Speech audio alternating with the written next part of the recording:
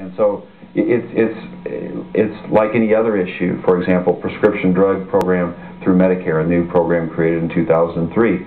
If 64%, if 2/3 of your constituents want you to vote for a prescription drug benefit, then many members vote for a prescription drug benefit. If 2/3 of your constituents want you to vote for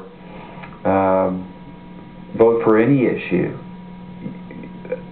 politicians are like most other people. They don't want to lose their jobs.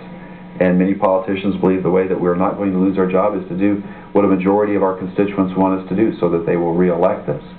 So they look at that overwhelming support that I talk about in the book for war, and especially fairly close to 9/11 and the anxiety that was created after 9/11.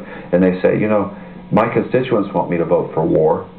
I'm less than a month away from the next election. But Hussein really wasn't in the picture that much at that time, wasn't he? I mean, other than Bush's father, Herbert, George Herbert, he had a vendetta against Hussein. But the son, George W., a lot of people just think that he was carrying out a vendetta from his father. Well, that's an interesting proposition, and you'll want to read Nothing for the Nation. So if we read this book, we'll be enlightened then? Well, careful, Christine, you're going to spill the beans. Well,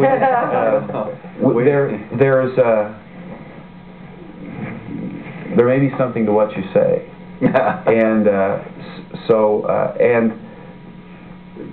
what we need to understand is that there are other motivations other than national security that work in some of these areas, and so. One of the things that we have touched on here from time to time in Stupid Politics, of course, are the laws of the land, other words known as state and federal constitution. And it seems to me that we just had an interesting brush with a change in the original Constitution, which did not provide for direct popular election of senators. And so here we had two houses of Congress now who are captivated by the popular support for a war. Of course, under the original Constitution, how would these senators have responded to the popular situation? Good point. Very differently. Yeah. Would you not say, John? I would completely agree. And to your point, there was a greater majority. I think it was 77 senators.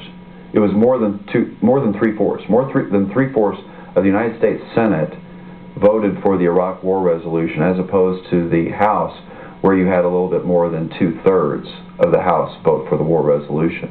And so you can. The point is an excellent one, Jim, in that senators were not originally elected popularly; they were elected by the state legislatures. And so there was this idea of moving the decision making farther away from the anxiety of the masses, whereby individuals who were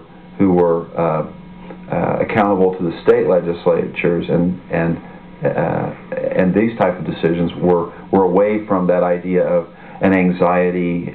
They used to refer to it, well, they still do, and it's not relevant today, but they talked about the analogy was a teacup and a saucer, whereby the tea in the House of Representatives boils over and cools in the saucer, whereby you have all this activity on the House, but when that anxiety boils over and hits the saucer, that was the analogy to the Senate, that there's more time, there's more.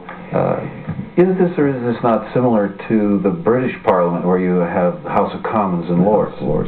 It's very, very similar to that, whereby you have direct election of the House. So it is that we really inherit much of the common law of England is subsumed in our federal constitution. And you'll read that when you read the Federalist Papers. And they obviously did not create a parliament, but they did create this idea of a government on a continuum removed from the popular element. You put that in a very interesting way in a discussion yesterday, in that you expressed, okay, you have all these